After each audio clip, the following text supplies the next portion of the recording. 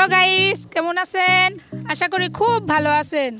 তো আজ আমি আপনাদের সাথে শেয়ার করব মাছ সিদ্ধ করে কিভাবে ভর্তা বানাতে হয়, সেটাই আপনাদের সাথে আমি শেয়ার করব।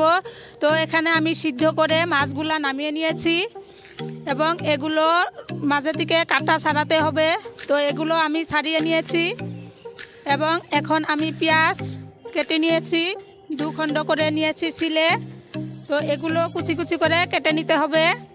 তো এই তো দেখতে পাচ্ছেন আমি কেটে নিয়েছি, অনেকগুলা পেঁয়াজ কেটে নিয়েছি। অনেকগুলা পেঁয়াজ এবং মরিচ দিলে খেতে অনেক স্বাদ লাগে। তো আমি প্যানে তেল বসিয়ে দিয়েছি এবং পেঁয়াজগুলা দিয়ে দিয়েছি এবং এখানে 2-3টা রসুন এবং কাঁচামরিচ দিয়ে দিচ্ছি।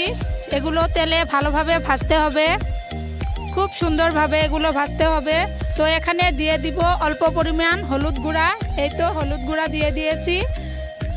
এখন আরও এখানে দিয়ে দিয়েছি লবণ।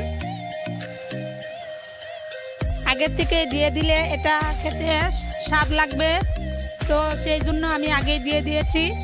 আর এখানে অল্প মরিচের গুঁড়া দিতে হবে। তো এই তো আমি এখন মরিচের গুঁড়া দিয়ে দিচ্ছি। খুব ভালোভাবে এখন লাড়াচাড়া করে নিব। অনেক সময় এরকম হয় যে অনেকগুলা মাছ আনে বাসায়, তো সেগুলো মাছ খেতে খেতে লেজগুলা থেকে যায়। তো আমাদের বাসায় লেজ কেউ খায় না, তো সেই জন্য লেজগুলা থেকে যায়।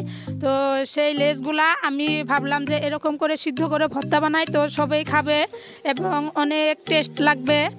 তো এগুলো আমি কাটা ছাড়িয়ে নিয়েছি, দেখতেই পাচ্ছেন কিভাবে কাটা ছাড়িয়ে নিয়েছি।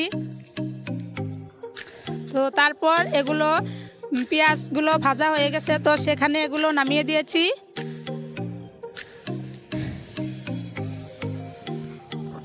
এগুলো সব এখন ভালোভাবে মিশিয়ে নিব এবং সব ভালোভাবে ভেজে নিব।